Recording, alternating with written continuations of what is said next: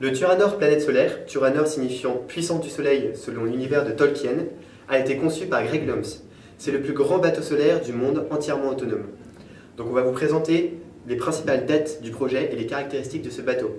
Donc c'est en 2004 que naît l'idée de Planète Solaire. C'est l'attaché de presse de M. Goulpier, donc actuel directeur de Planète Solaire, qui nous en parle.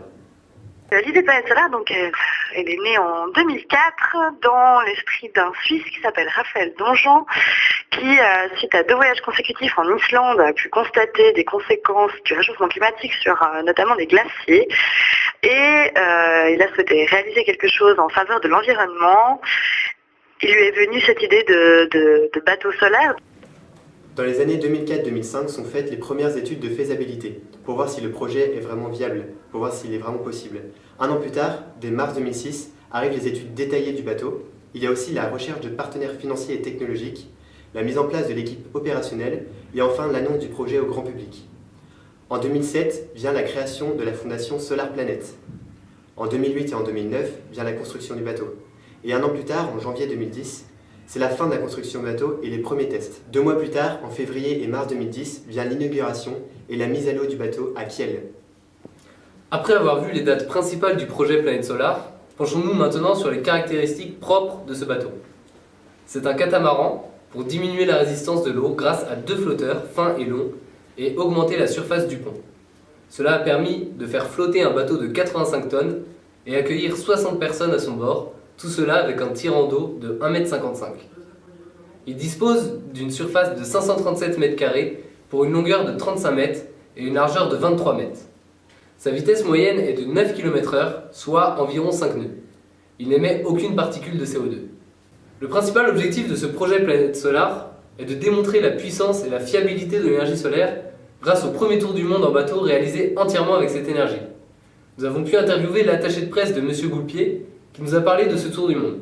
Donc pour le tour du monde, déjà on a eu la chance d'avoir un mécène qui a financé la construction du bateau et le tour du monde, qui est M. Imo Streuer, qui est un homme d'affaires allemand, à qui cette expédition et à qui le message qu'elle transmettait le séduisait.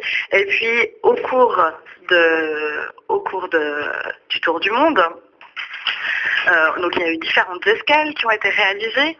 Et à chacune de ces escales, on a à chaque fois rencontré l'intérêt du public, l'intérêt des autorités locales aussi, pour le bateau et puis surtout pour le message positif en faveur des énergies renouvelables qu'il véhiculait. Pendant le tour du monde, 10 personnes constituaient l'équipage.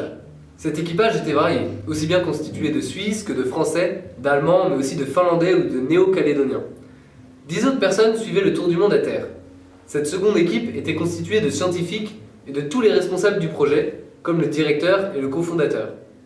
Cependant, depuis le début du projet, les personnes qui constituent cet équipage ont souvent changé. Nous avons vu les spécificités extérieures de ce bateau. Nous allons maintenant nous pencher sur son fonctionnement. Il faut savoir que ce bateau fonctionne à l'énergie solaire. L'énergie solaire est l'énergie la plus répandue dans le monde. En une année, l'humanité entière consomme 10 milliards de tonnes équivalent pétrole. Cette quantité représente moins de 3% de ce que le soleil nous envoie chaque jour. De plus, cette énergie est renouvelable, c'est-à-dire qu'elle est inépuisable à l'échelle humaine. Pour utiliser cette énergie, le Planète Solaire utilise des panneaux solaires qui ont pour rôle de récupérer cette énergie et de la transformer. Il existe 2 types de panneaux solaires. Les panneaux solaires thermiques, il y est souvent confondu avec les panneaux photovoltaïques, son vrai nom étant capteur solaire thermique, et d'un autre côté, les panneaux photovoltaïques, ceux qui nous intéressent dans le cas du Planète Solaire. C'est en 1839 que le savant Antoine Becquerel a découvert le phénomène de transformation de la lumière en électricité. Mais il a fallu attendre 1980 pour voir apparaître la première cellule photovoltaïque. Le fonctionnement d'un panneau solaire repose sur un matériau, le silicium. Il est abondant sur Terre car il est extrait de la silice contenue dans le sable. Comme tout matériau, le silicium est constitué d'atomes. Ainsi, lors de son exposition au soleil, les électrons s'agitent et vont d'un atome à l'autre. Mais ça ne fait pas un courant électrique. Un courant, c'est le déplacement d'électrons dans un sens bien précis.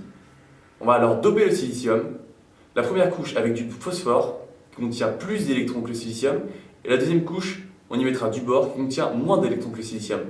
On a alors un surplus d'électrons d'un côté et de l'autre un déficit d'électrons. On crée alors une tension.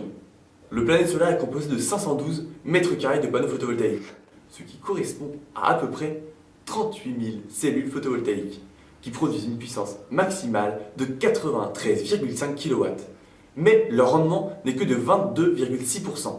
Les trois causes principales de cette perte sont des pertes dues à des zones d'ombre sur les panneaux, par exemple des nuages, des personnes qui sont sur le pont, des poussières ou des saletés, les pertes de connexion, lorsque la puissance entre deux panneaux est légèrement différente, la puissance de la connexion est réduite, ou les pertes dues à la température, dépendant de la température ambiante, mais aussi de la couleur des matériaux et de la vitesse du vent.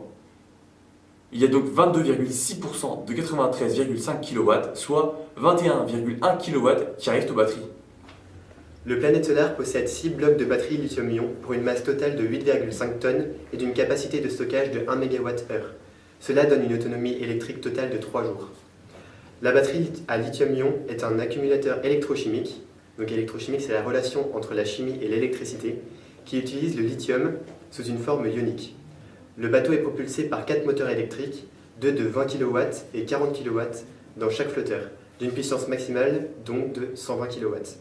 Pour démontrer qu'un bateau peut naviguer grâce à l'énergie solaire, nous avons créé notre propre maquette reposant sur les mêmes principes que ceux de Planète Solaire. En premier lieu, nous avons réalisé des plans sur SolidWorks, logiciel professionnel de modélisation 3D.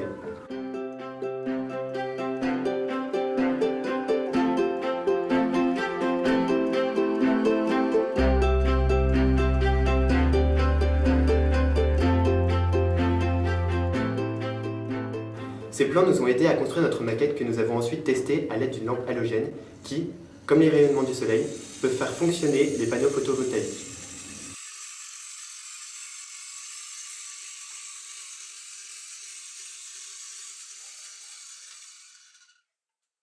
Nous pouvons alors voir que faire le tour du monde grâce à l'énergie solaire est tout à fait possible. De plus, ce tour du monde n'émet donc aucune particule de CO2 et ne consomme pas d'énergie fossile.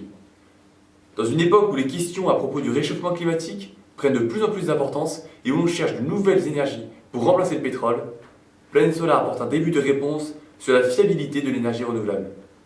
Les différents types d'applications de cette énergie solaire existants, telles que l'aviation ou l'automobile, laissent la porte ouverte aux alternatives concernant les questions d'énergie.